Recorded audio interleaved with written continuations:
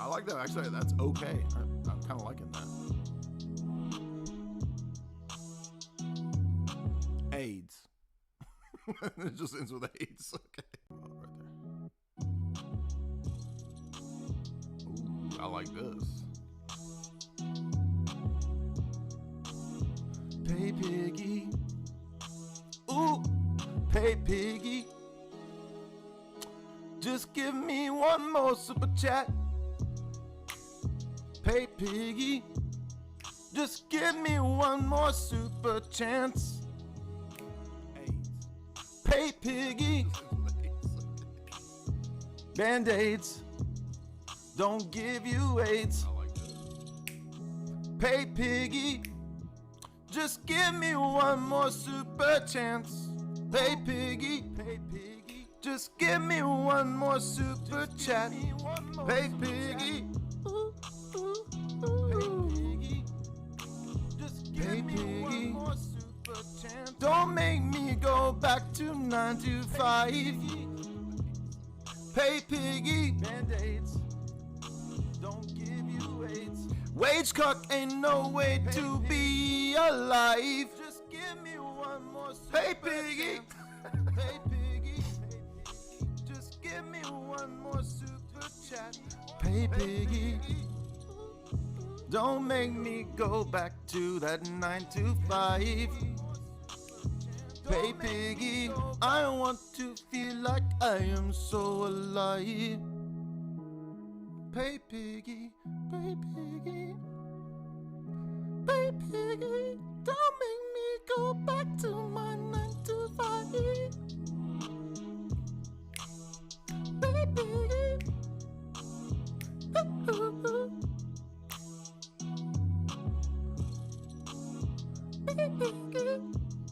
I like that. Actually, that's okay. I'm kind of liking that.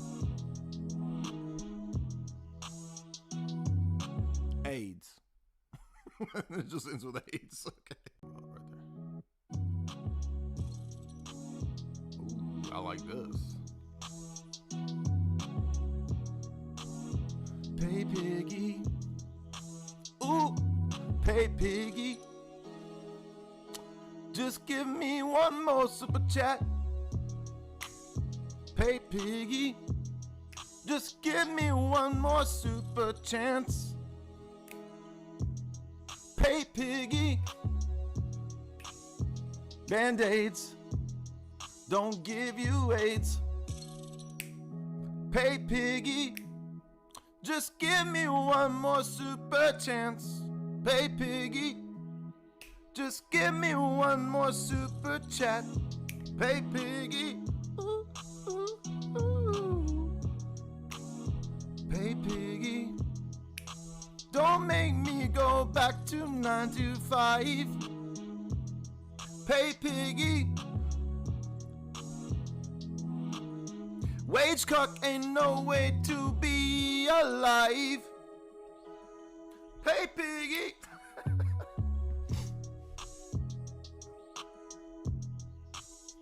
Pay piggy. Don't make me go back to that 9 to 5.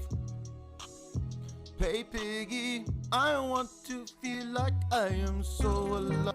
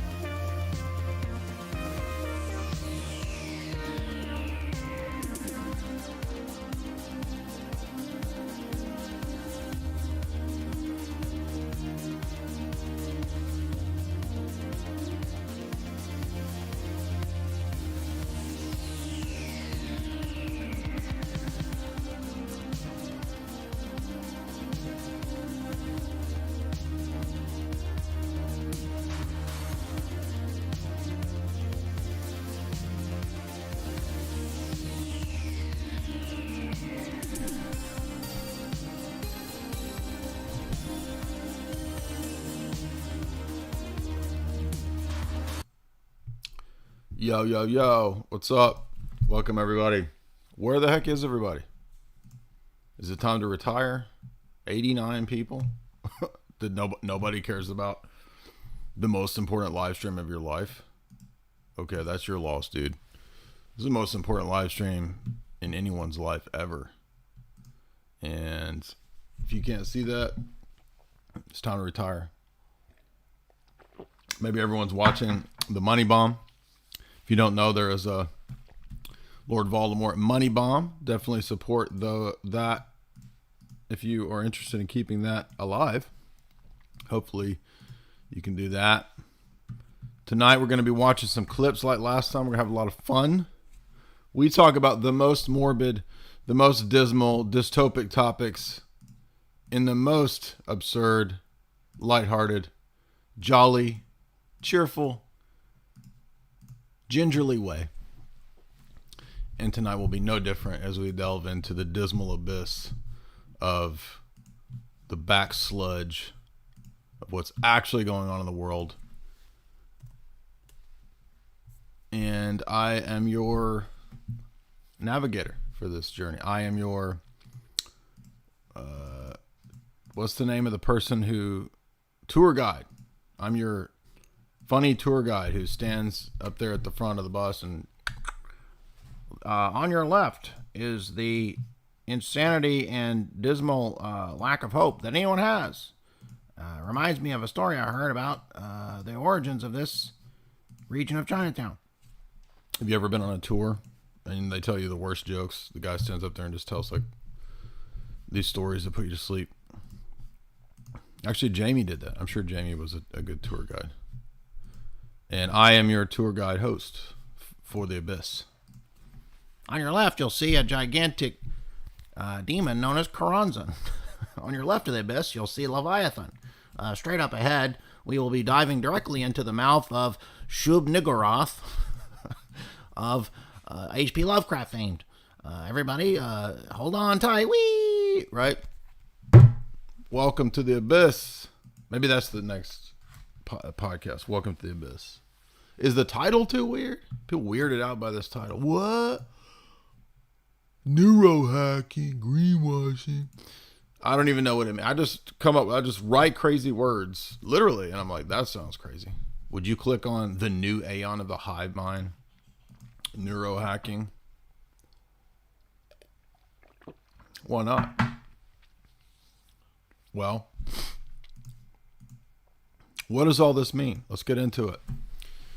A couple clips that I found. Shout out again to our friend Slowboy Slowboard, whatever it is, because she, Kristen, I guess you could be a dude named Kristen.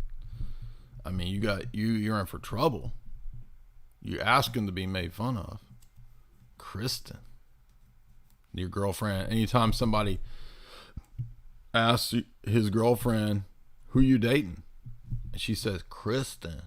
And then everybody's like, you a lesbian? You dating Kristen? That's almost as bad as having your name as Tristan. But I assume what do you call it? A dead name gender assumed that Kristen is a girl, but it could be a dude. There's dudes named Jan. You know that? There's dudes named Georgina. There's dudes named Mildred. There's dudes named Chrissy. A lot of dudes with girls' names. And some girls have guy names. Like Robert, you just put an A on it. Roberta. But it's still Robert. It's like, dude, you have a dude's name, but you just added an A and everybody knows. Chris, right? You add that ta. Add a little ta. And you got Krista. Chris now is a girl name. Krista. My name Krista. Stripper name Krista. Stripper name Krista. Stripper name Candy, stripper name Jeronica, stripper name Mildred. All 4 stripper names confirmed via PDF research through internet.com. What are we talking about tonight? Okay, so a lot of people haven't seen The Net. I'm not talking about the classic greatest movie of all time with Sandra Bullock, The Net. I'm talking about The Net, the famous documentary that is a necessity. Everybody should have seen The Net. I mean, if you don't know about The Net, you're like documentary level kindergarten. That's like 101, bro. Have you seen The Net? And I can never remember that dude's name. It's a derivation of like Baz Luhrmann, Baz Latamana, Dama Hola Lazagama. I don't know. It's a weird ass foreign name of some kind. But it's a great documentary. It is a little dated. So we will not be watching the entire documentary because the point of the documentary is not really get into your boy Teddy K. Ted K Ultra. Right. I'm talking about Theodore Kaczynski. We're not going to be getting into Teddy K. But the first chunk of this doc is very important. And a lot of people don't know this because I'll bring this up and a lot of people, and I am a little fuzzy on it. So we're going to be refreshing. We're going to be refreshing ourselves with the first little bit of this. Bunny is not a stripper name. That's a dude name. You got it all backwards there. Get it right. Cupcake, also a dude name, not a stripper name. We're going to be getting into The Net. And what was interesting about the first little chunk of this, and I will be commenting, obviously, so that it's not a strikeable offense. It is a reaction. That's right. So in order to get around that, you react a bunch. You do like that, and you can play the songs. You get. I'm reacting to this documentary. You see, every 35 seconds, I pause it and I go, I'm reacting. And that's a review. That's my creative genius added to the existing content, you see, to just do that.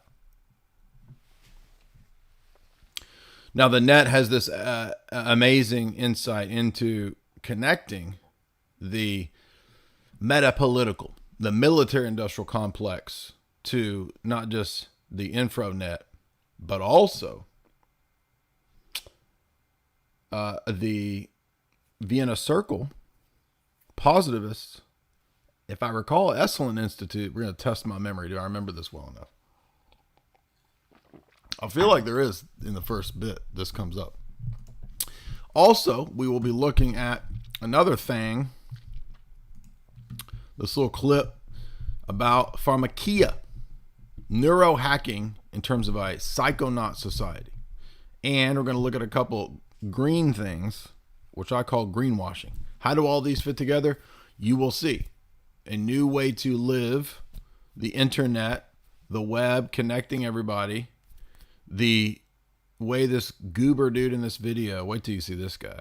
I mean, this dude, imagine marrying a DMT bro to a internet marketing bro. And wait till you see this dude. Like this, I had a hard time figuring out if this dude was real or if he's playing a character. Maybe both, a real character. I don't know, but we'll check out this dude, Silva or something like that. I don't remember his name. And then we're going to look at some of the green stuff. And what do you know? It doesn't just happen to all coalesce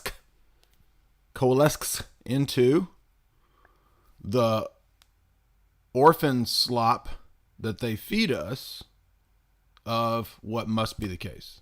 The NWO, where we must go, right? Great Reset. All of these things are connected, and I'm going to show that to you. How? Let's get into it. Enough rambling, enough meandering. Oh, and one other thing. So, I did pretty much get through the meat of it. All right. Now, this book was not an easy read. and I put a lot of time into it. I'm going to be honest with you. I could not read this entire book. I mean, I'm a trooper when it comes to this. I have spurred 3,000 level powers to focus and get into texts. And this one beat me, dude. I conquered Tragedy and Hope. I've conquered Rushdoony's Institutes of Biblical Theology, which is like 1,500 pages. I've conquered Calvin's Institutes, 1,500 pages. Right. I've conquered a lot of 1,500 pagers. City of God. On and on. I could not conquer this book. It's just the military lingo and the codes. So what I did was I went and I found the important chapters. I got through about the first half, and then I found the important chapters and I read those, and then the final chapter. But I mean, dude, I just can't, like, all of this. I don't know. It's like reading a instruction manual. And I'm not dissing Doug. I mean, Doug is not a bad writer. There's just something about when you read the military stuff. It is so boring, dude. And Quigley is a military historian, for those that don't know, right? He wasn't actually some, like, geopolitical strategist. He's a military historian who wrote the book because he's a historian. I'm talking about Tragedy and Hope. But, I mean, and that's a really boring book.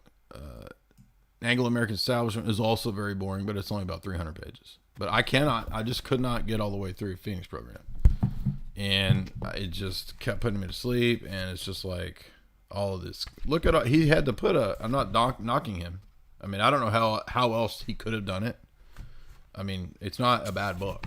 It's just that it's really hard to read. I mean, there's a whole, I don't know, like 15 pages or something of the codes, military code in the background. And I'm not a military dude. It's just, you got your CAPs and your CABs and your CDBCs and your CGs and I'm not joking. And the CID, and literally like every paragraph you have to flip back, decode this stuff like a freaking, I don't know what, boomer decoder ring for whatever freaking cereals they got when they were 15, when they were in the 1950s or whatever. I guess the boomers would be 60, right? Like that little kid in Christmas Story. What's he decoding to get that red Ryder BB gun shit? That's a boomers grew up with that, so they love this. They love this code speak. They think they're figuring out codes, right? It's just like, dude, these codes are boring. They're not even codes. They're just standing for things. That's not a code.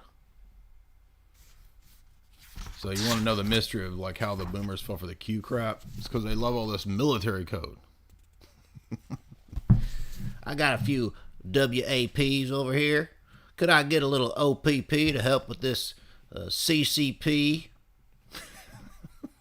NFP? I'm going to have to start practicing NFP if I get more of that CCP OPP. Where'd I get it? From the SSPX, that's where. That's just jokes. Relax, those are jokes.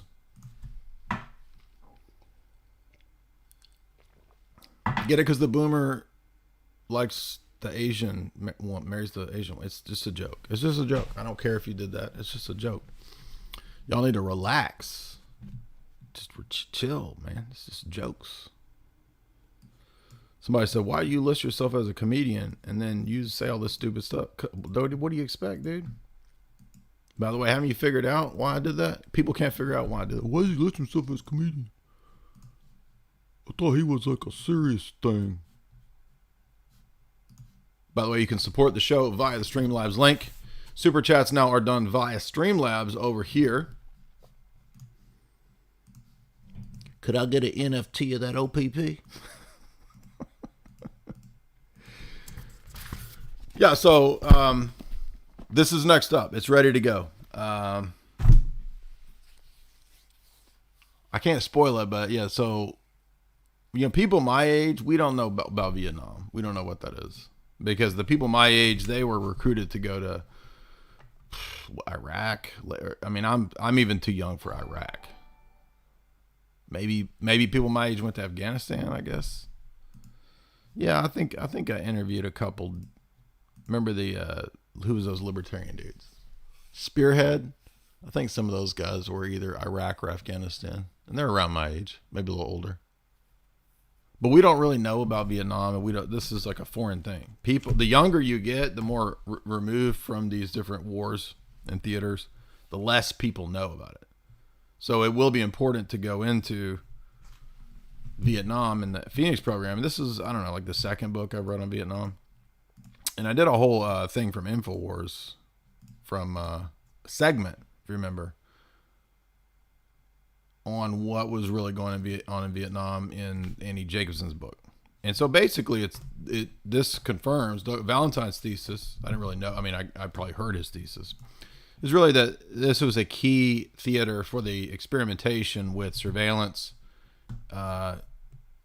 automated drone warfare, tech stuff that they want to roll out, reorganizing societies, and police state stuff. So I didn't really realize that the Phoenix program had a huge connection to military police state governance and how to roll that out. And that same strategy was used in a lot of other countries. Afghanistan, Iraq, they actually used the research that was gained in the test lab known as Vietnam. That's pretty wild, right? Now there's a whole bunch of other stuff. There's the geopolitical stuff. There's the purpose of Vietnam for the American domestic population in terms of Psy war. Was it a big psyop to demoralize America? There's a lot of different theories and associated goals, right? It's not just one thing. There's the drug element, right? There's all of that part of it. So I'm not saying it's all one thing. But most people don't talk about the long-term planning, technocratic elements that they test in war. This is pretty crazy. It's like nobody ever talks about this. Everybody's always like, well, we lost Vietnam. And everybody knows about the crazy vet, the crazy Vietnam vet, right? The hairy dude that walks down every town's got a big ass hairy dude with a big old gut and a giant beard and a bunch of hair up on his haunches up here, looking like a dang Quasimodo. And everybody knows that dude's crazy from Vietnam. Remember this? Everybody knows this, right? You don't talk to that dude, because if you say the wrong thing, he's going to jump behind a bush and throw a tin can at your head, knock you out. He's going to pull out a freaking ninja star and throw it into your jugular. Okay, you don't want to make that dude mad, because he could be triggered. Now, why am I saying all this? Because turns out there's a lot of experimentation going on with them dudes, with Vietnam vets. And that's actually true. And I can't prove it, but it does look like MK Ultra stuff is pretty much connected to Phoenix program stuff. I think Valentine mentions that. He's got another book called CIA's Organized Crime, which is, I'm looking forward to reading that too. Hopefully it'll be a little more readable than the Phoenix program book. But I mean, this is a book written for like your freaking wartime uncle, dude. This is the book that your uncle reads, and he reads the whole thing because he's ready to tell you about the NFTs and the OPPs and the WAPs that he saw over in NAM. And we should tie it into Apocalypse Now and a bunch of other movies that hint at the craziness of NAM. And I think Oliver Stone was in Vietnam, and so he's got a lot of insights too. I want to try to get an interview with Oliver Stone. I think we might almost now. Abby Martin just did an interview with him, so I might not be big enough yet, but I might try, because I have a lot of interesting questions to ask your boy Ollie. Can you do a Ollie? Can you do a Ollie? Yeah, Oliver Stone. What are you talking about? Can you do a Tony Hawk? Everybody, if you would hit like and share, let's get into it. Anyway, we're not here to talk about Vietnam tonight. I'm going to trigger the boomers out there. They'd be jumping over the couch, throwing grenades, getting triggered. going back to Nam.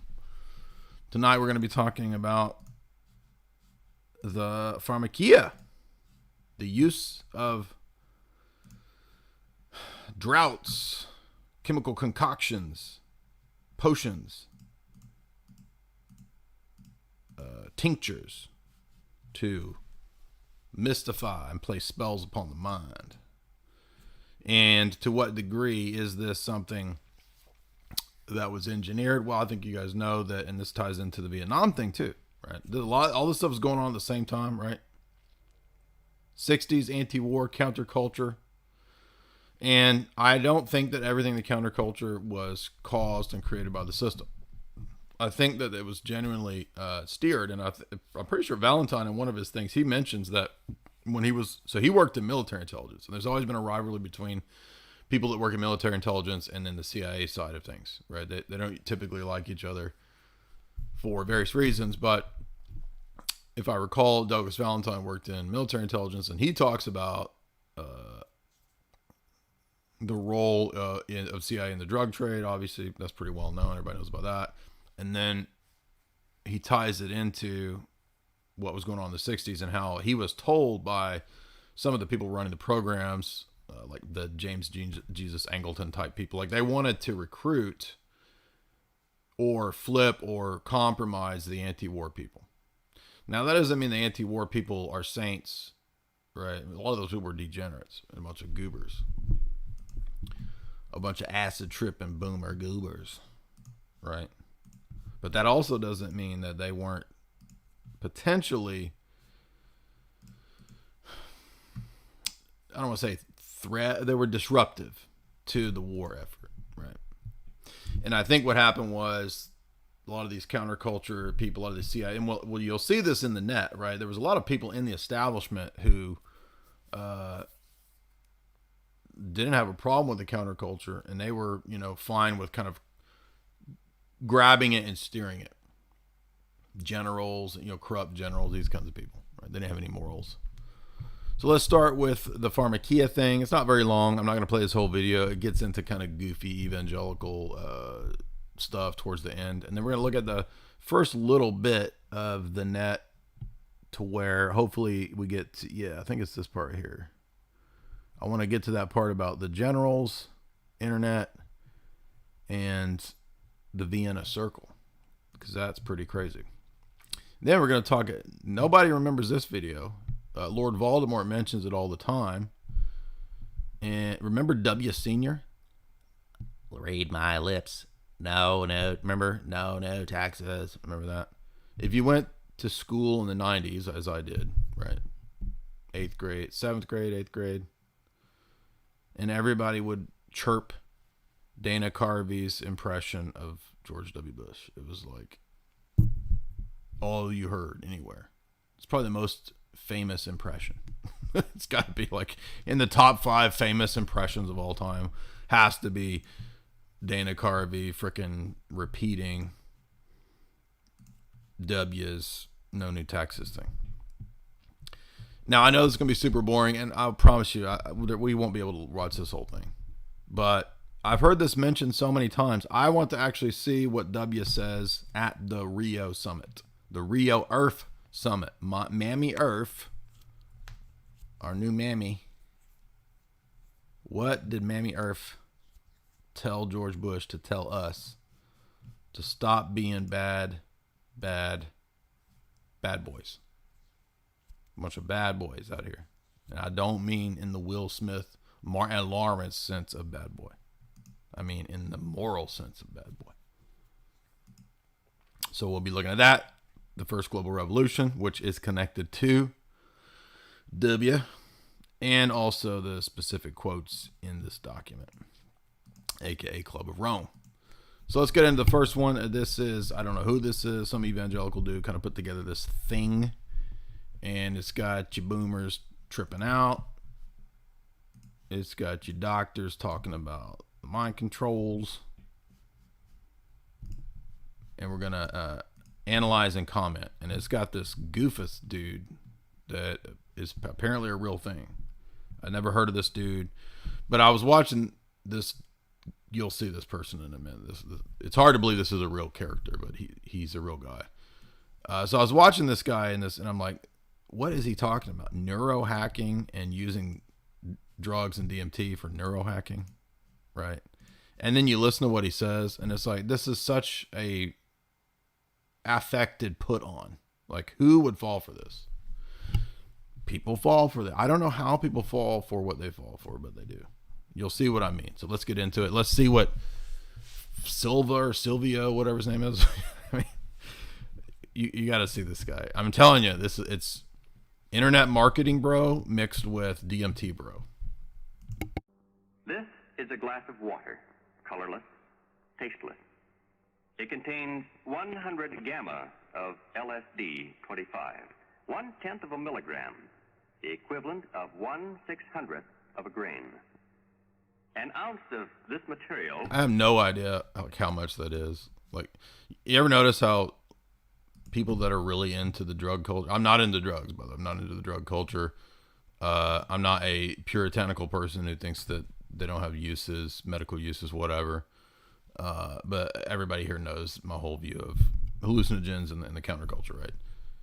But isn't it really annoying when the drug bros like they go, oh, let's do it. I did the heroic dose, grams, and it's like they go into all of the grams and the measurement. I don't even know what a freaking gram is, dude. I don't even know. I don't even remember measurements. Like, I know there's inches, and then there's like the Masonic thing of decimeters, centimeters. I know that's on the tens. And some king at some point said, nah, dude, do it on the basis of 12s. Do a 12-inch or do it. And he was probably just screwing with everybody, right? But then if you go to the decimal system, that's a Masonic thing. So you're effed either way. If you go with King freaking Lear's system, I don't know who it was.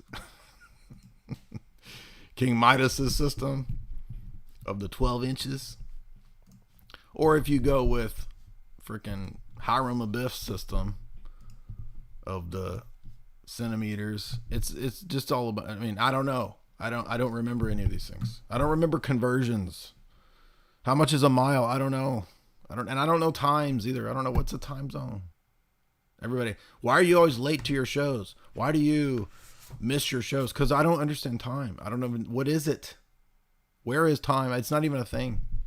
So stop trying to confuse me. Stop trying to control me with your clocks or whatever, man. Like, what if time is like a thing that's not real, but like they say that it is in order to control There's a movie. I don't recommend the movie because it's pretty degenerate, but there's a movie with Fred Savage where he plays the stoner dude. I forget what drug he's on, but he has this really funny line where he's like, he's late for class at college and he looks over the clock and he's like, and his friend comes in, he's like, what if clocks are like there to control us? It's like the ultimate stoner druggy line. It's actually pretty funny. But yeah, when drug lord dudes, drug masters, when they go into their drug arcana and they start telling me about the grams and the hits and the doses, I'm like, shut up, dude. And I'll put my hand in their face and I'll push them away. I don't care about your dumb arcana knowledge. You're not learning anything. You are making yourself dumber. We'll make 150,000 such doses. Let us observe the effect some 3 hours later.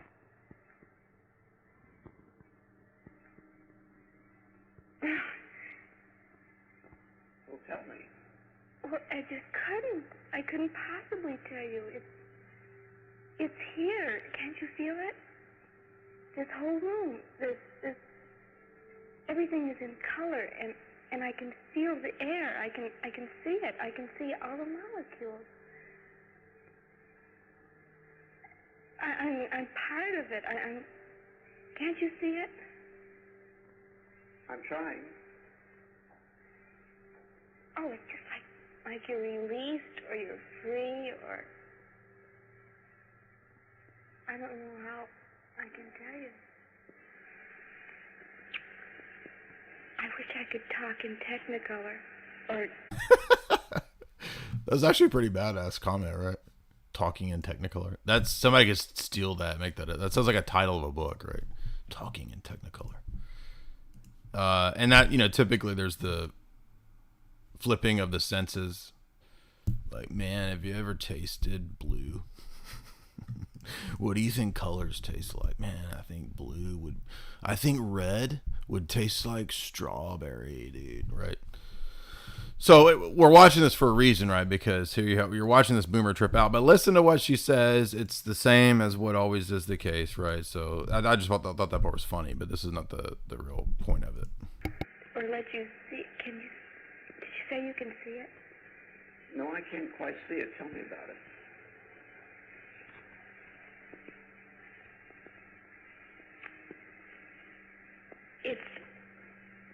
I can't tell you about it.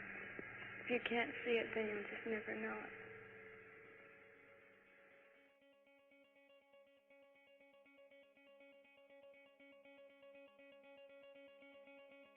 And to be clear, this is not a promotional thing, right? I do not think people should do these things. We're doing it to analyze the connection between this stuff and the internet and MK Ultra and the green stuff. You're going to be surprised by the overlaps here.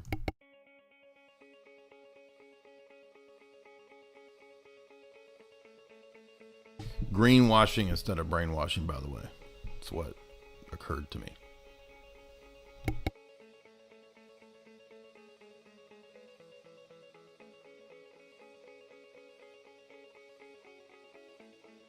Are you being hypnotized? Drugged? Pulled into an alternate perception of reality? You could tell this evangelical dude is a former drug culture guy, the way he's already narrating his piece. Yes. But not by this video, or the music, or the visuals on the screen, or the sound of my voice. I don't know, dude. I'm kind of tripping out. But, I mean, you're putting up pretty trippy stuff, so... If anything, the reason that I so often include these kinds of visuals and themes in my videos is simply stems from the fact that I'm trying to explain to people that you are in fact being hypnotized. Yeah. We are being programmed. We are being drugged by the entire cultural and technological system that is all around us.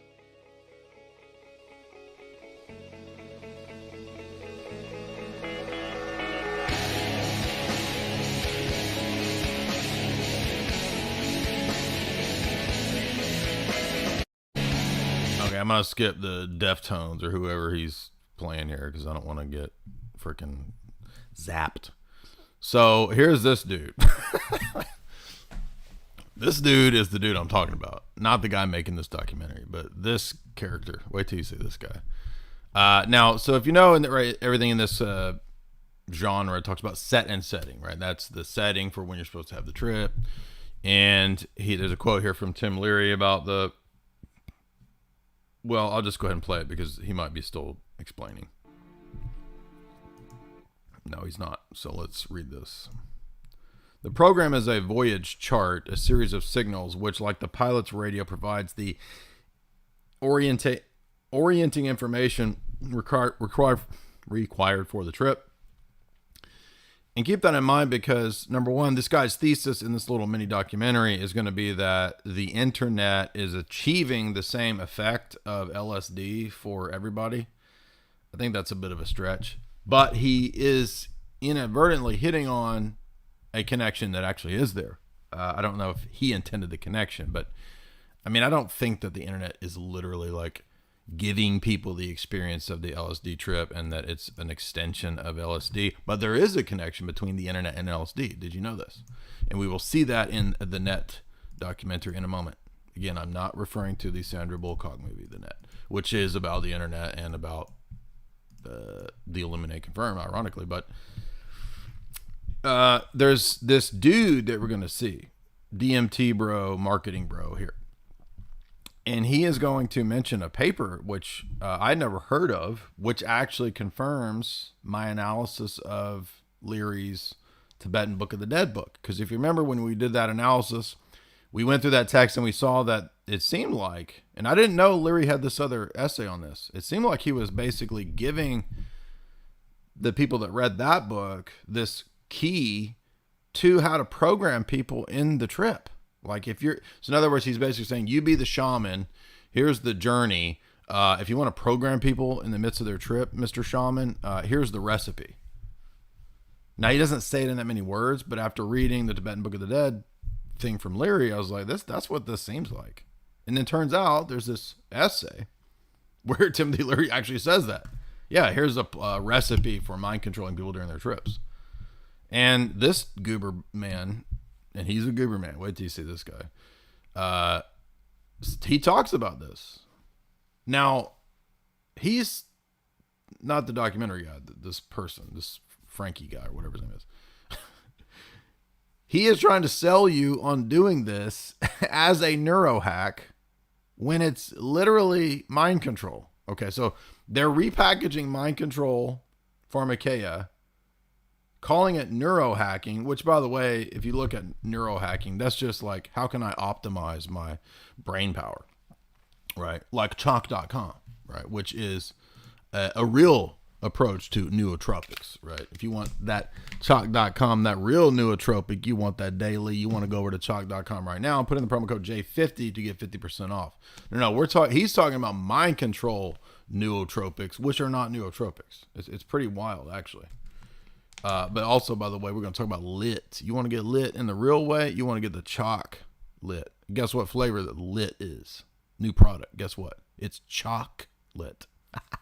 Chalk lit.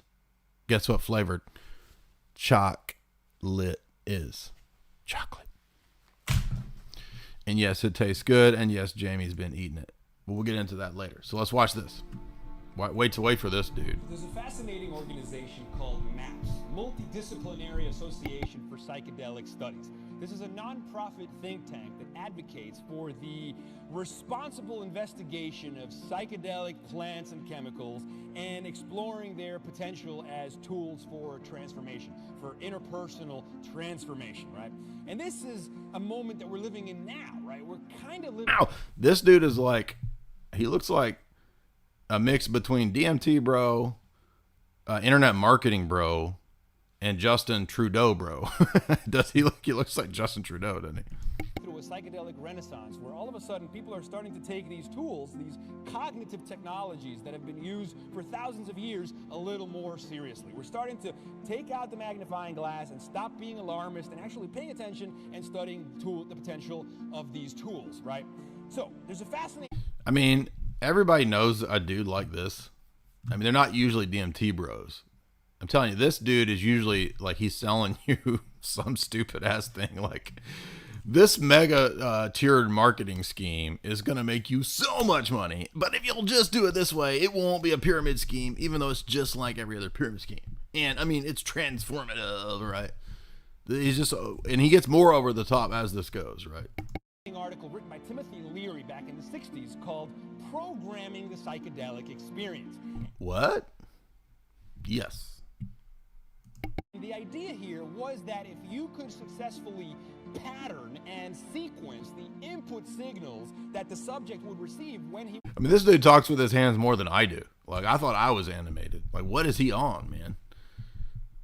This dude is hyper. I mean, maybe he's just on candy. Like, he's like a kid. When you give a kid a bunch of candy, he's probably doesn't even do drugs. He's just freaking eating now and later powder all day. He's just over there. He's snorting that now and later. Not now, Lickamade, not now and later. He's grinding up now and laters and snorting them, doing lines and now and later.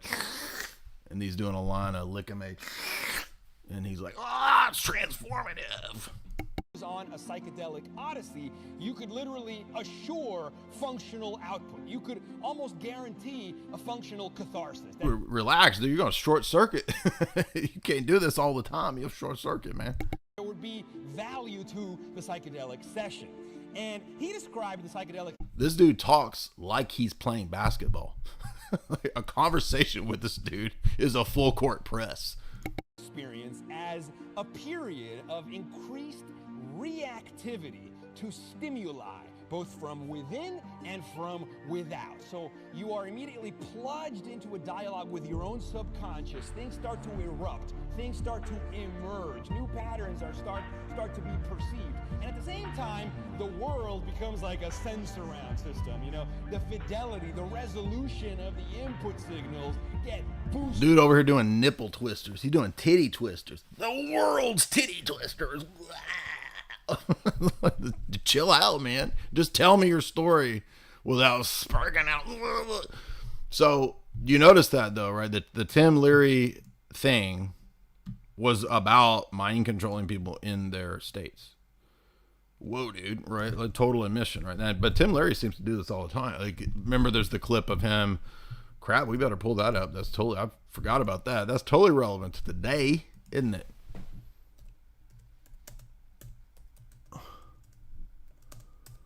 Who be behind that 60s counterculture? Ultimately, Tim. Can you tell us, Tim?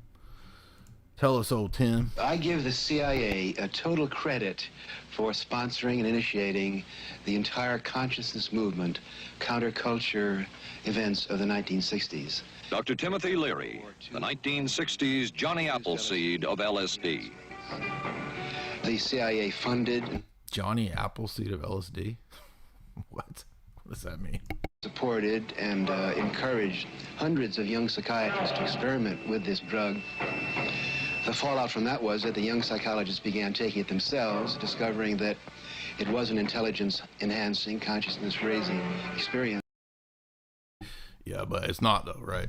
That's the line though, so keep that in mind. He had said that, and then this goofus dude is over here quoting from the paper where he says you can program people with it. And that, by the way, is exactly what is the thesis of the John C. Lilly book, Programming and Metaprogramming in the Human Biocomputer. So that confirmed, and I know that they obviously were buddy and read each other, because Leary wrote the introduction to John C. Lilly's biography, which we analyzed that. Remember that? And he says, in that introduction to the biography, he says, the autobiography, he says, John C. Lilly is the new Aleister Crowley. Remember that? What? I mean, that dude's nuts. Nuts. So all of a sudden you are overwhelmed, almost eclipsed by the signals coming in. You are like a mind in flight. You are in orbital position. I feel like this dude, by the end of this talk, this dude is going to explode. Like he's going to just building it. Patterning those signals, you're authoring the song, the soul surfing that you're actually doing. You know, people that engage in these mystical states are not. This dude this is the kind of guy who thinks that he is saying the most profound shit in the world. But if you were to sit him down and drill him and ask him what are you really talking about?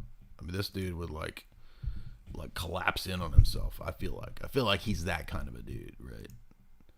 I mean, do you think he's improv in here? I mean, I guess this is a known person. I've never seen this dude before, but he cracked me up. And there's more. Like, he gets even wilder here in a minute. But I'm wondering, do you think he rehearsed these, or is he just sounding off the top of his head? Because if he's just sounding off, I will give him credit that he's a silver-tongued dude. Like, he does this spill without messing up. I mean, it doesn't make it. It's a bunch of bullshit. But I will give him credit for his speaking ability. He needs to calm down, though. Somebody give that dude somebody take that dude's lickimate away. Psychonauts. They're literally soul surfers investigating psyche through first-person experience.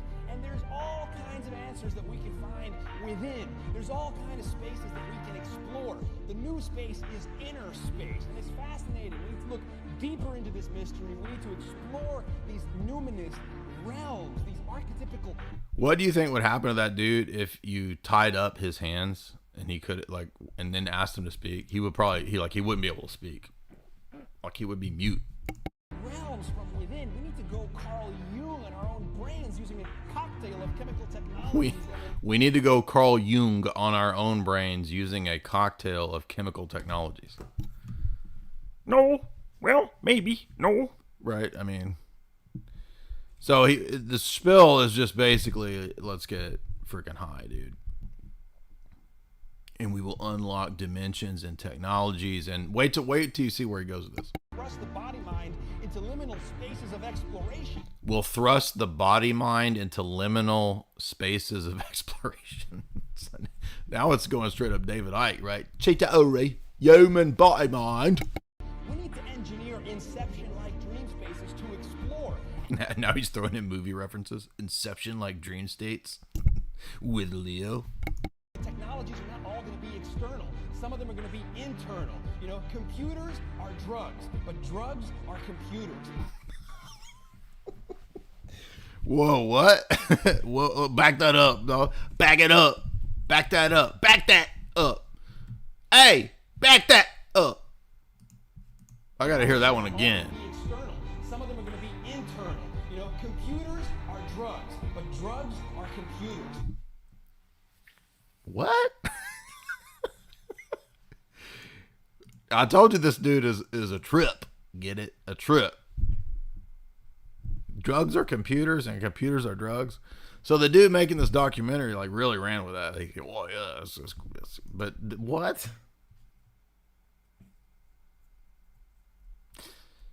I think so. He's trying to say that the experience of transversing space and time through watching videos of things in other places or live streaming or Wi-Fi ether information transference, man, like that is like a drug trip. I'm not understanding the connection here. I mean, pretty sure a computer is not a drug. I mean, I could lick this screen for y'all,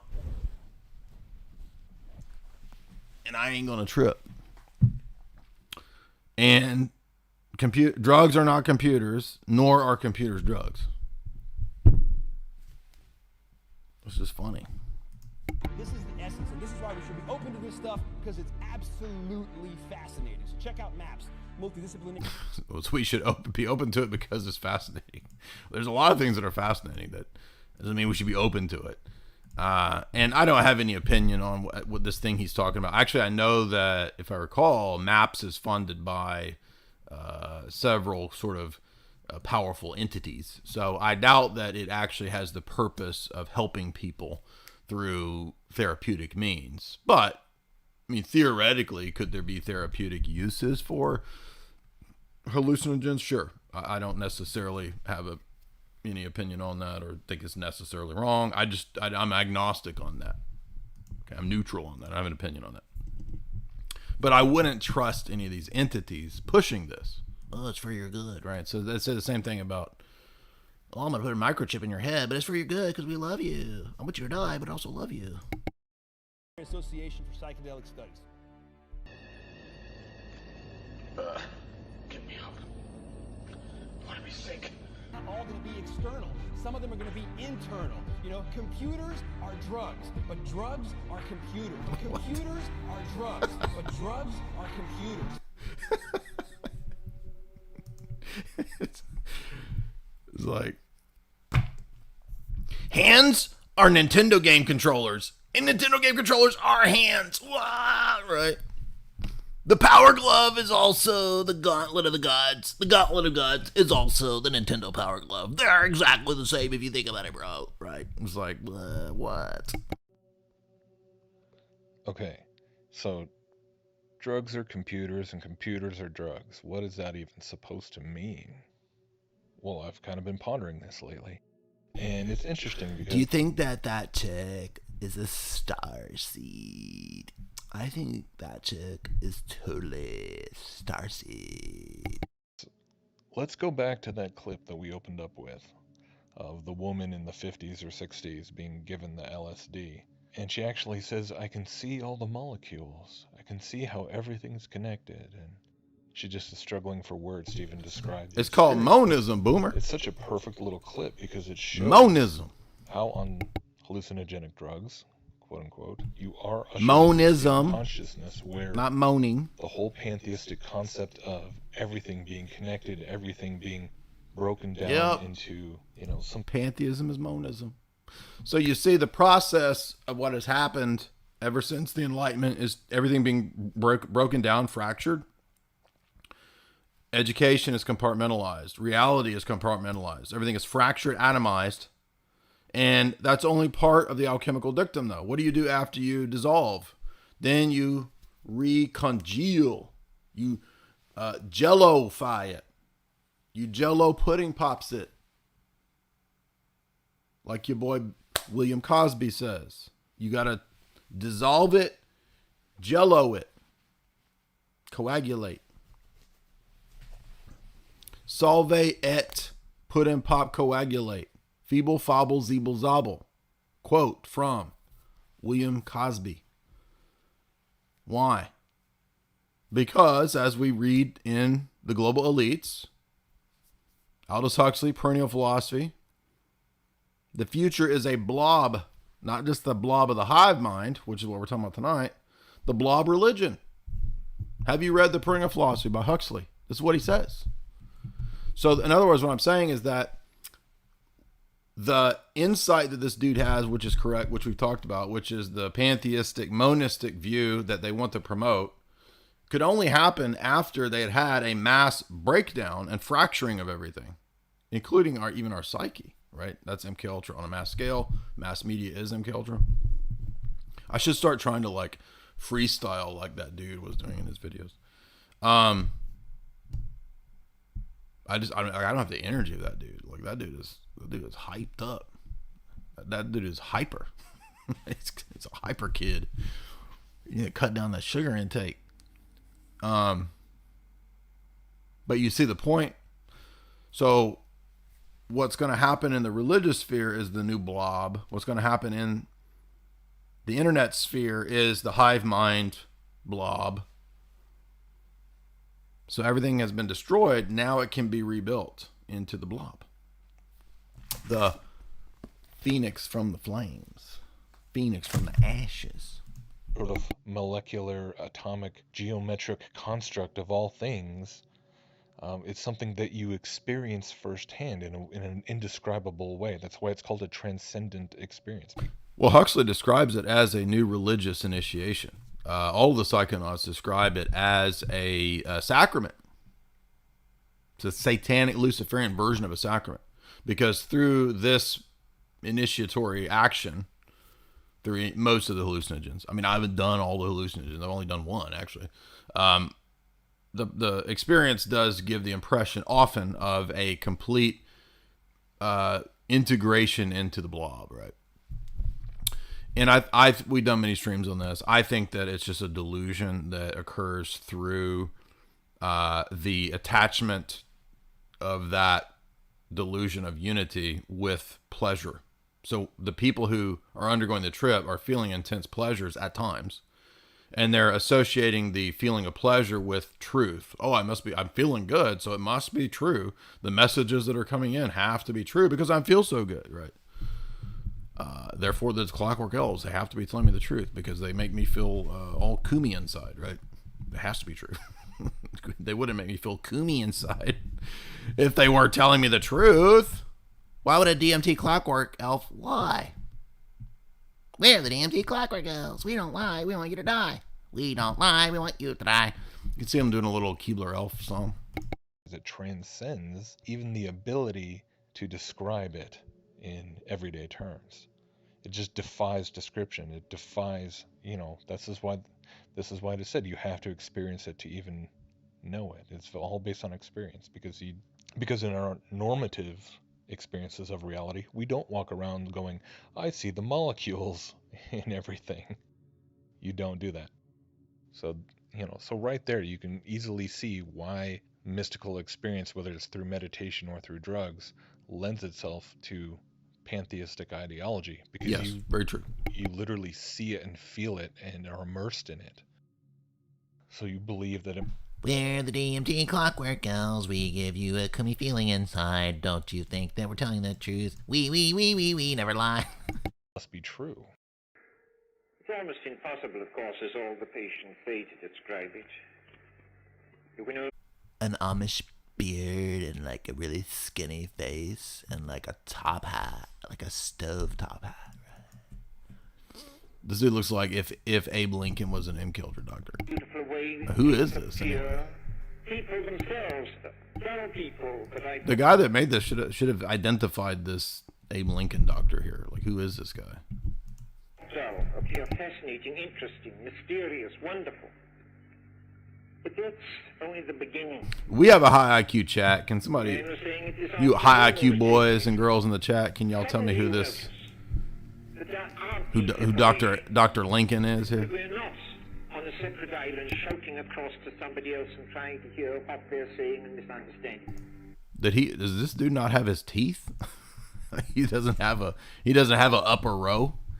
Somebody tell this dude that his practice would be off to a much better start if he had his upper grill. I think people expect their doctors to have a grill before, trying to instruct people on how to live. I mean, if you ain't got an upper row, in fact, if you're missing significant numbers of either the upper or the lower row, you're probably not going to do too well in your practice, bro. You use the word yourself, empathy. This thing's flowing underneath. We're parts of a single continent. It meets underneath the water. I mean, is this Alan White? Who is this? This is Alan White. I don't even know who this is. I mean, he's got like a freaking Dr. Meth Mouth over here trying to tell us how to live.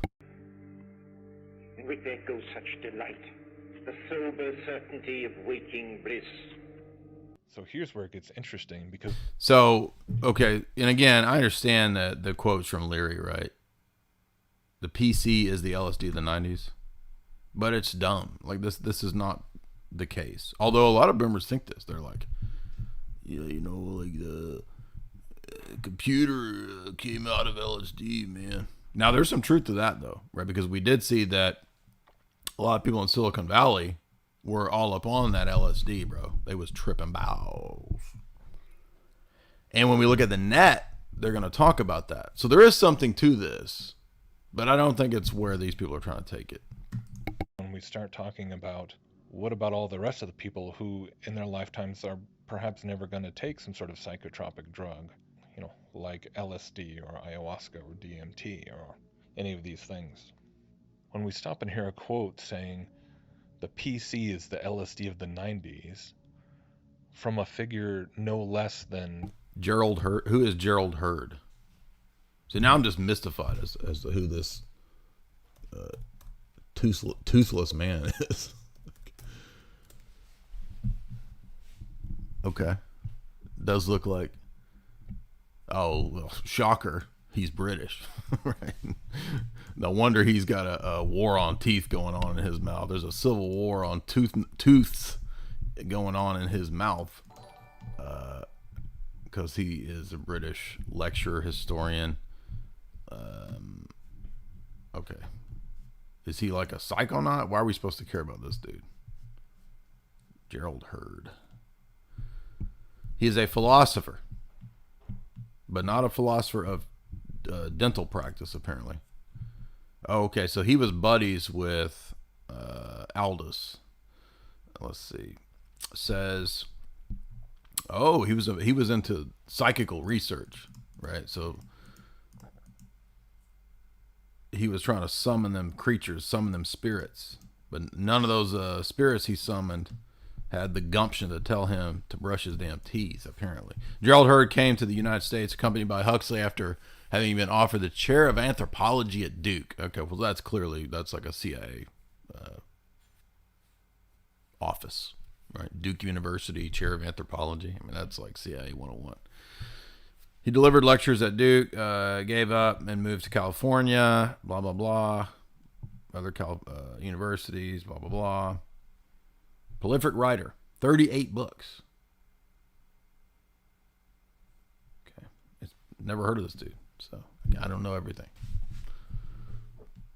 But he writes about stuff that I don't find interesting, so I don't know why I would read about this guy. Historian of Consciousness and Evolution. Okay, that sounds like a bunch of bullshit already.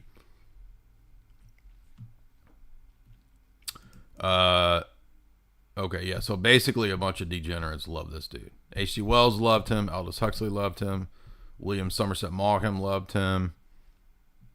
A bunch of people I've never heard of, blah, blah, blah. So, a quackademic, basically. Timothy Leary himself. That is...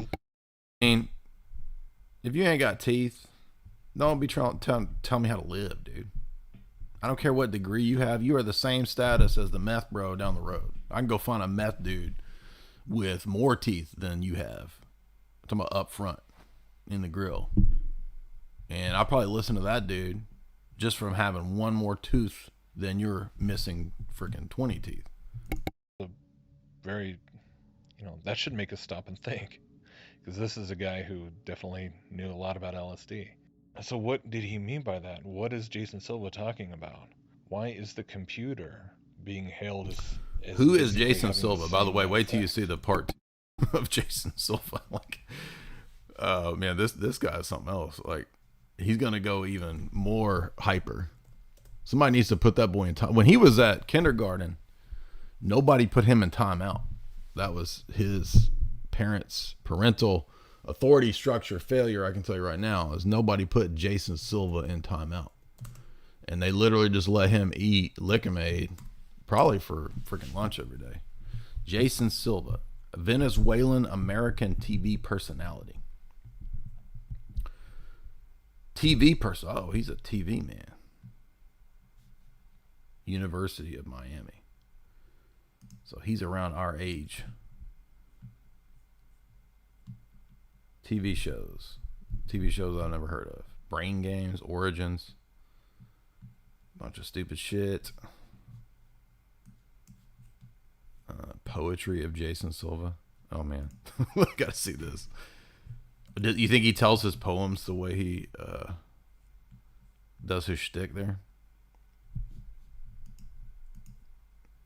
335,000. So, well, man, it might be fake followers. Who knows? You can never tell with Instagram. But so this goober has almost 500,000 followers.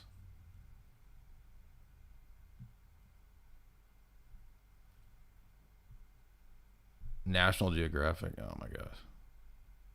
Creator Shots of Awe. The heck is that?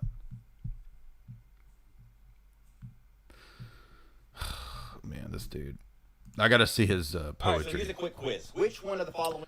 Do you think his poetry? Do you think he's gonna spurg out in his poetry, or will he silent? Do you think it's like beat poetry? Is it like? Is he gonna go wild? Let's see. Bro, I'm like standing, like there's like leeches like right now on my balls right now, but it's like so natural and earthy. See, I was looking at me. I want to invite you into transitory enchanted moments. He's a little more toned down, right? Out there, just kind of lake lounging.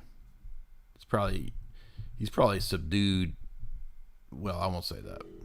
In which you hold your breath, compelled into aesthetic contemplations you barely understand, face to face with something commensurate to your capacity for wonder.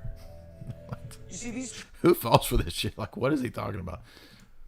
And by the way, poetry. I was watching some comedy show.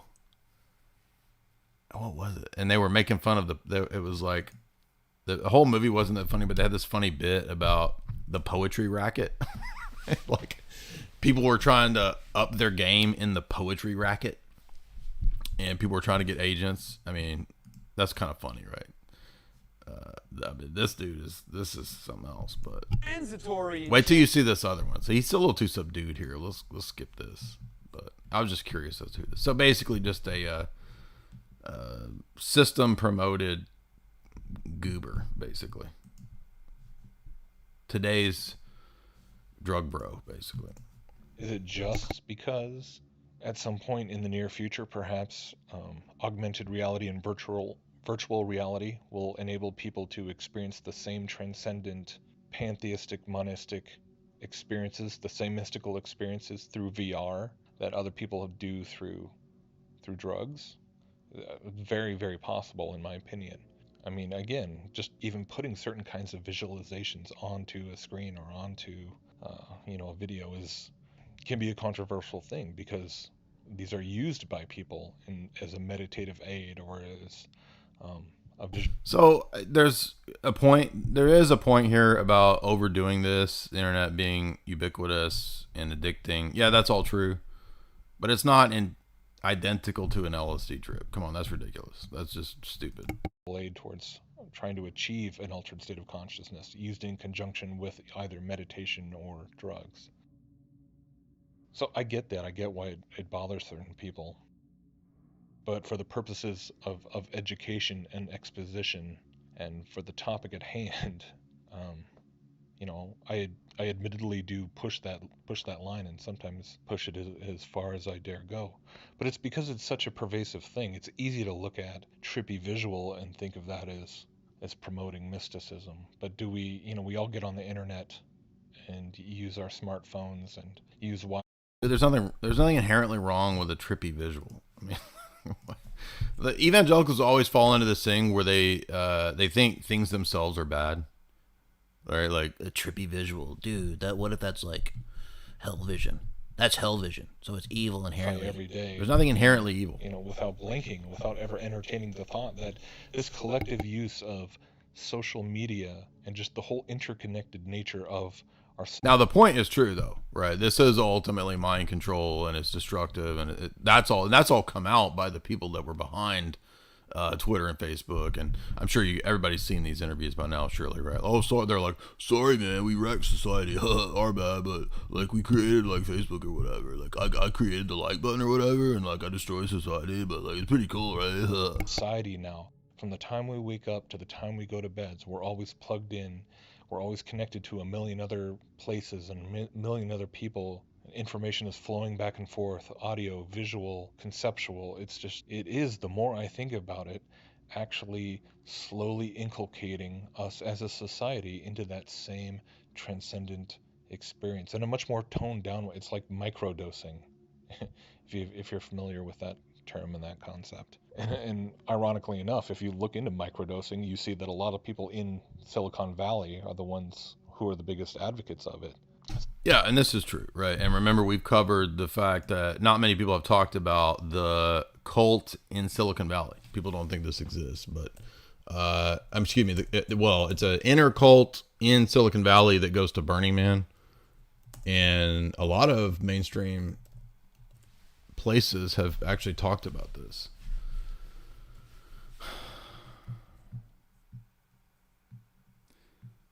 What? Now, of course, when I'm looking for this, what comes up is some stupid-ass video game.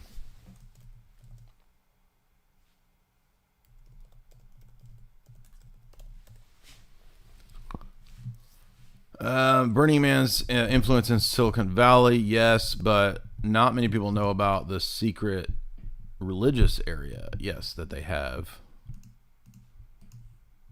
I didn't believe this when I heard this, right? I was like, what? That sounds a little too far-fetched, right? But they have like their own section, the Silicon Valley zillionaires.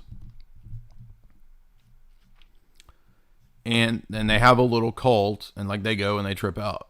And it's like, it's a religious experience, right? And then what do you know? They come and they all believe and promote transhumanism.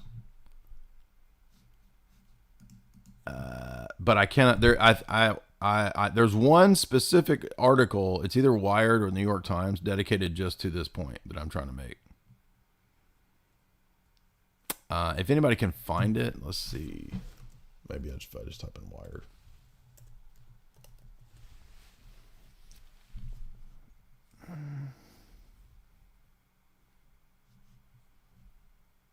Burning Man is Silicon Valley, according to Elon Musk. Yeah.